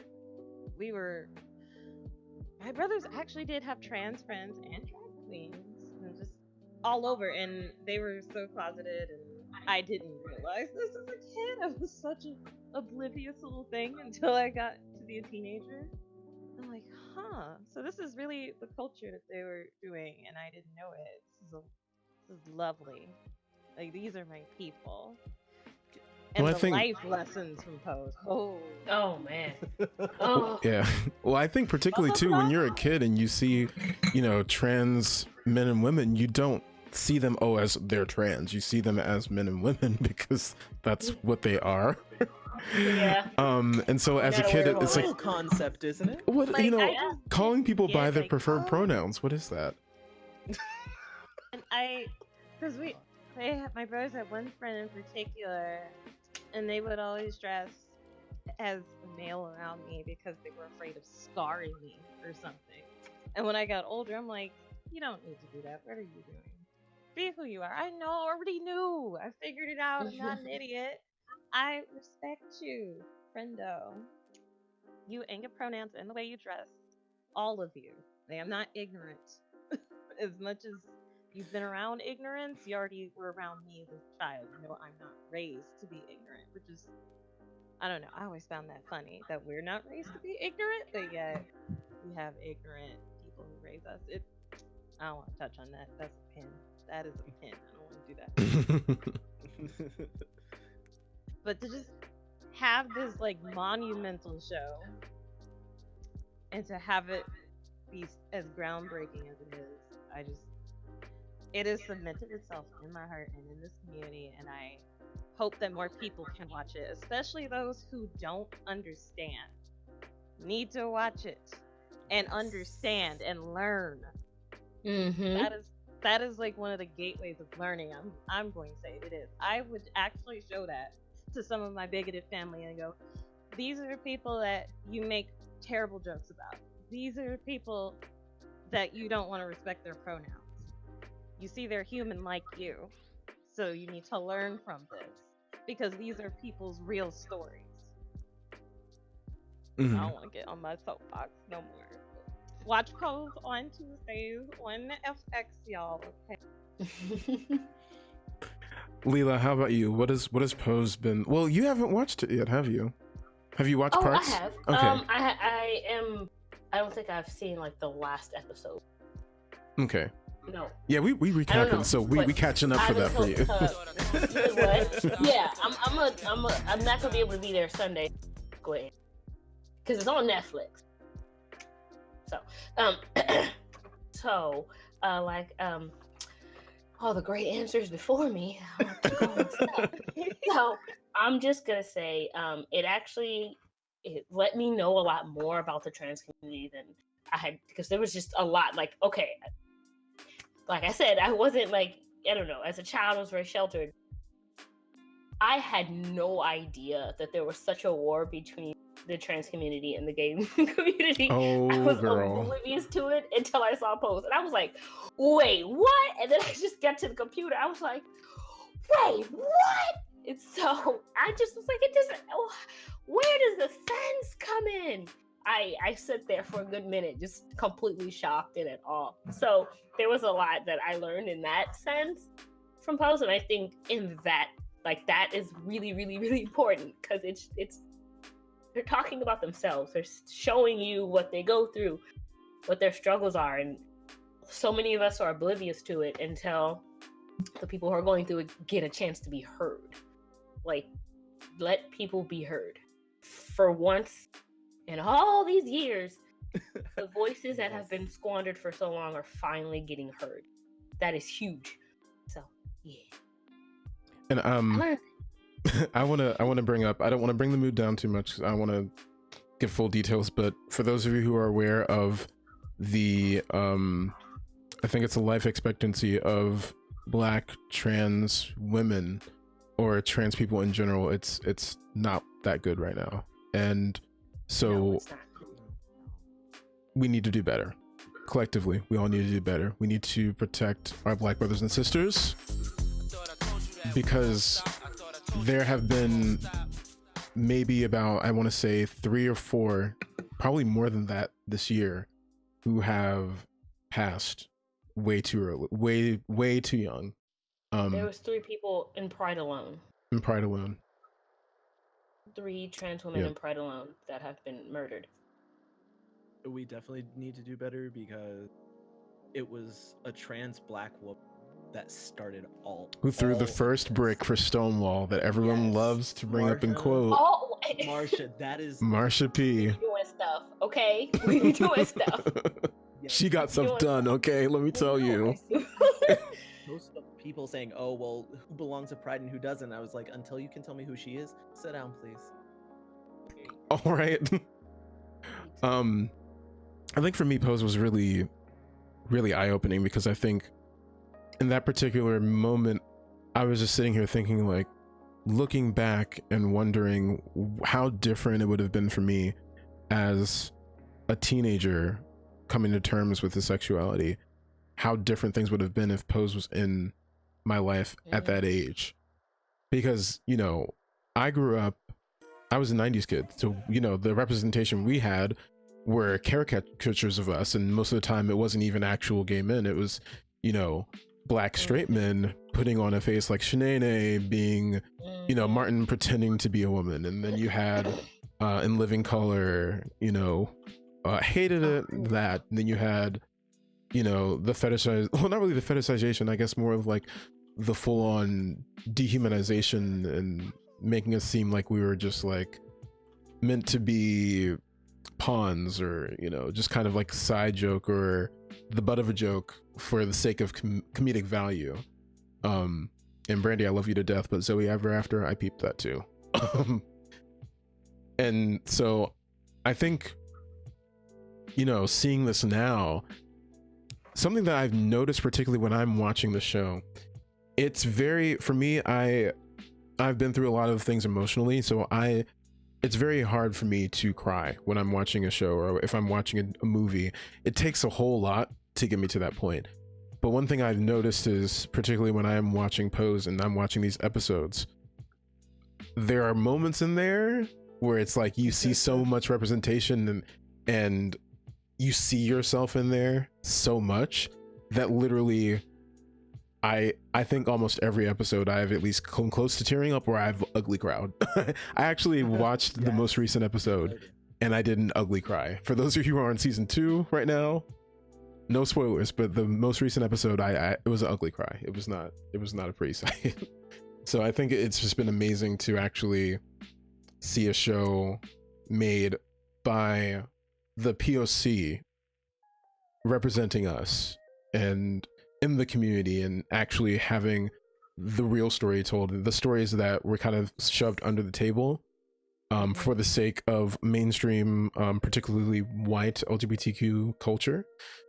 And just give Janet Mock her things. Just give her awards, please. Give Billy Porter his awards. Give MJ her awards. Give India their awards. Give them all their awards, please. Yes. India. They are amazing. Well, let's have a little fun with these next few questions. So if anyone, like I said, if anyone in chat has some questions, feel free to let me know. If y'all have any questions you want to throw out there, let's have some fun, because I have a pretty fun question. Really? Oh wait, let's scroll back up. It's way far. It's way up. Genesis, if you can re-type that. Wait, was it the no glitch question, or? Yeah, it was that. Okay. Yeah, I think that was his question. So yeah, you were discussing that, weren't you, Mimi? I think he might have misheard you when you were saying no butch. Oh, maybe. Well, I'm sorry. I'm assuming your gender. If they miss. Because my mic is terrible. Blame Windows. Yeah, the no butch or no femme and weird debacle. Oh wait, hold on. Alerts, please. Sorry, Mimi. Hold on. Oh, you're good. Repeat that for us. And thank you for the host, Tiffany. To clear it up, I was saying how finding women apps and websites and just in general can be a little bit messy as well, and they'll be wanting a specific type, such as are you butch, are you femme, or they don't want it. And I don't know how to go about that, because I don't specifically go, oh, I'm femme, I'm butch. I wear graphic t-shirts and some jeans, and I just call it a day. Like, I don't know what that is. I don't know if it was a dating website. Hold on, it might have been Cookout.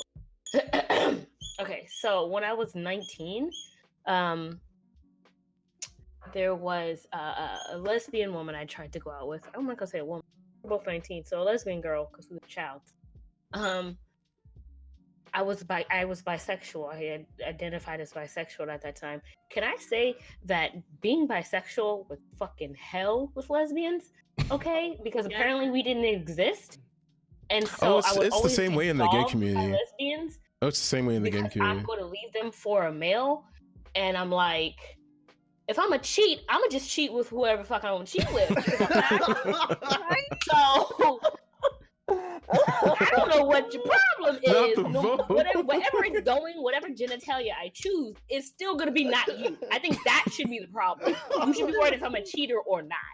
But I always got told I didn't exist. I'm like, I came in here for vagina. I know what I want. It was so annoying. Oh my Yeah, bi erasure Lord. is so. Sorry, there's a lot of rage. Yo, the rage is real. I feel it. Sorry, I feel that used to piss me the fuck off. Lesbians. I mean, it's been. I feel like it's been fixed. I talked about it, but if you are a lesbian out there and you think bisexual women exist, I swear, beans. Okay, If you say bi, we don't exist because we won't talk to you because you're mean. Well, let's discuss it. Let's talk about it. So the bi erasure, because that's something we haven't discussed, and that's not something that I can identify with. And to be completely 100% transparent, I did have a period of time when I was younger where I too sadly was one of those people where I was not really that bisexual men didn't exist, but I had been around a lot of people and internalized their view that it was a phase and they were really just hiding that they were actually gay because they're on the DL.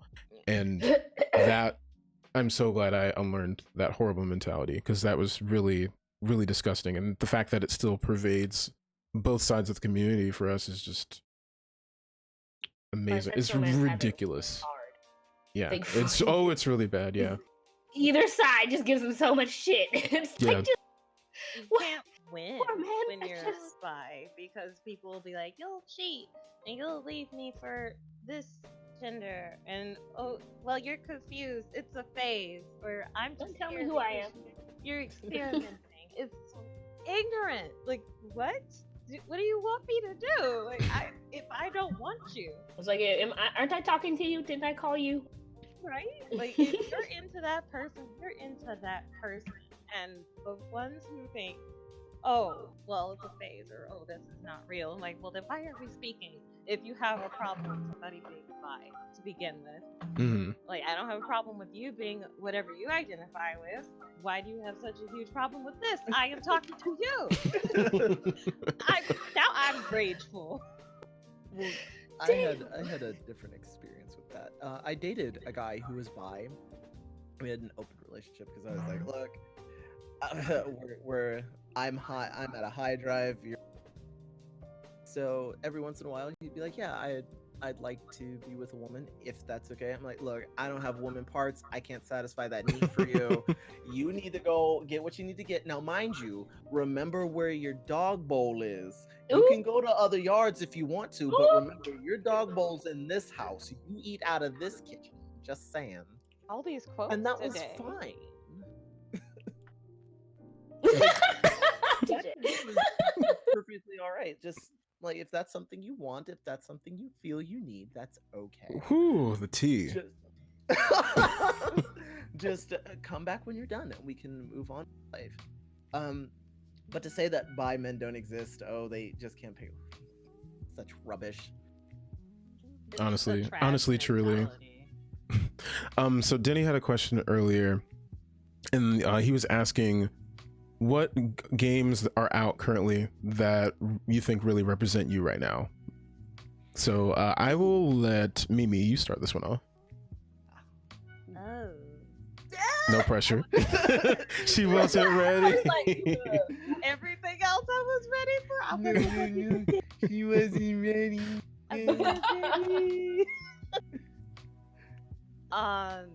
Hey, what game? If you would like to pass your answer to someone to think about a moment, you can. I feel bad because I did not finish it. And Arcade Spirits, I love it. That was such a good game. I did play. It's great. It is inclusive. It lets you have your pronouns, whatever you want to identify as. Create your own character. It's really nice. I didn't know that. I didn't know that part about the game. You have your own pronouns. You can create your character. You can be with whichever love interest you would like. And I guess that's the one that's close to what I would like. I'm like, well, this is my ideal life. Just being me and being able to be with whom I want, whom I am into at that point in time. Like, if I had to identify with something right now. So I would say Arcade Spirits. Mimi already knows how I feel about Arcade Spirits and Teo in that game. Whew, okay. we're not gonna Someone's oven is preheated.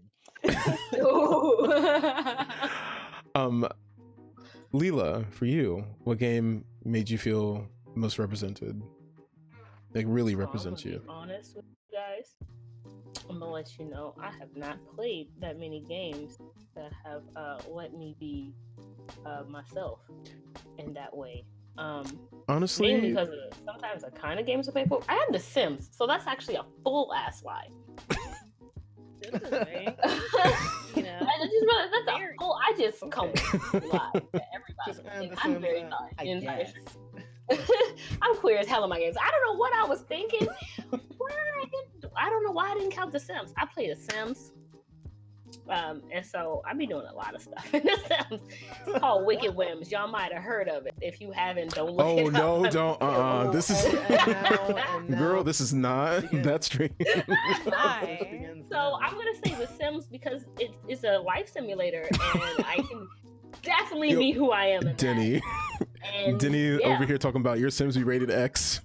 they are. There's a channel on my Discord that's not okay. Oh My point is, yes, The Sims. I have many types of Sims, and I have dated many types of Sims. There you go.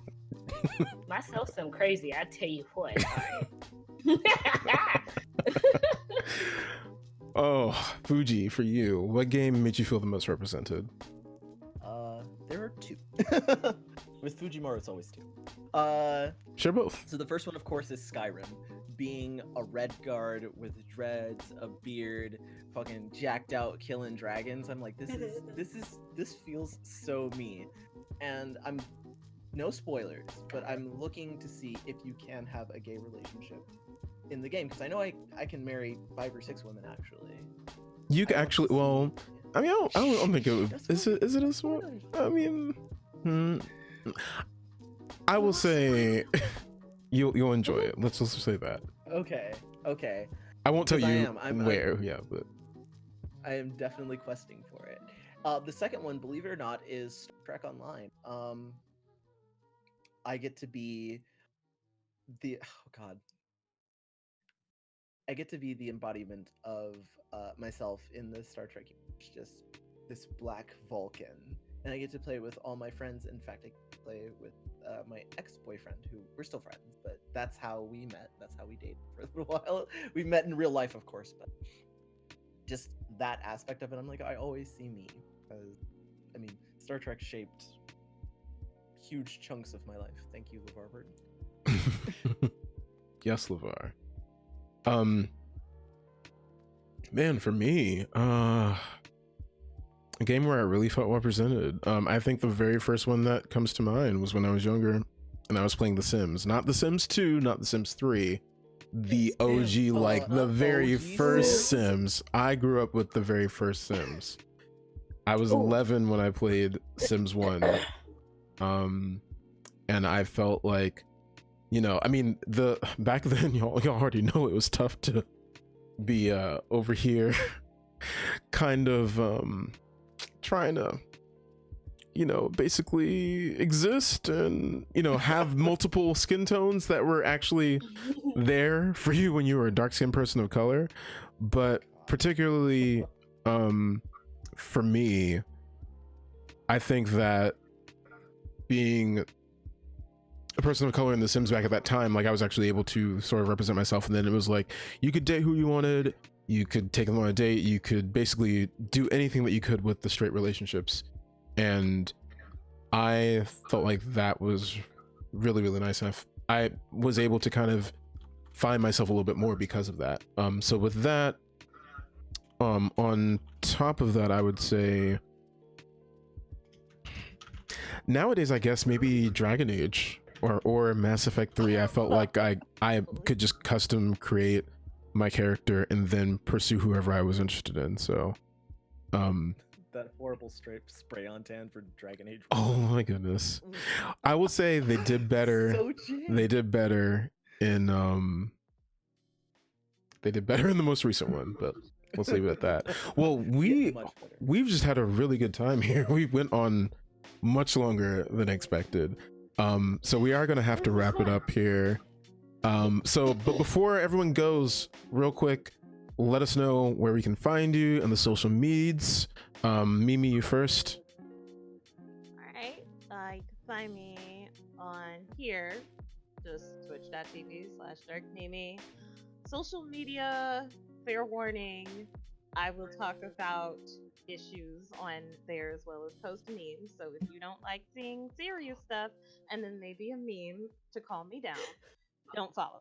Uh, that is gonna be Twitter, DarkMimi TV, since my name is taken. And the same goes for Instagram if you would like to actually see what my face looks like. Leela, how about you? Where can we find you? So you can find me at lilabobinagames.com. Find me on the Facebook, the YouTube, the Twitter, and the Twitch at Lilabobina. But my Instagram is not Lilabobina. My Instagram is the Featherbones because I don't know why. But I love that name. I love Thank that name. you. I feel like it means fits. so much to me. Fuji, where can we find you? You can find me on Twitch at Fujimaru no Jutsu. Fujimaru _no_jutsu. You can find me on the Twitter at Fujimaru Husky. It's absolutely amazing. And you can find me on Facebook as Edward Decimus because I'm the movie Gladiator. Come through. All right, well, everyone, as far as I go, you can find me everywhere on TjTheXDroid, on Twitter, on Twitch, on Instagram. And I usually do most of my posting on Twitter, as most of you already know. I post a lot of memes. I do discuss things a little bit more, I guess, that touch a bit close to home for me, particularly when it comes to, you know, being a person of color or being a queer person of color.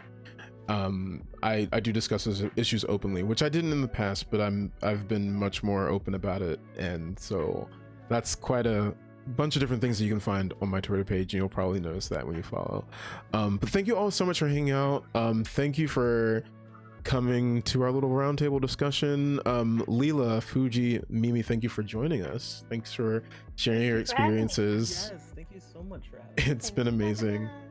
Guys, remember, one final time, we are raising money for GamerX. If you have no idea who they are, please type in !GamerX. It will tell you everything about them.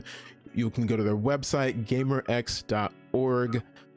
They're amazing people. We got to meet them at TwitchCon for some of us who went to go. And I got to speak to a few of the representatives. They're really amazing. They had a convention they were trying to do this year.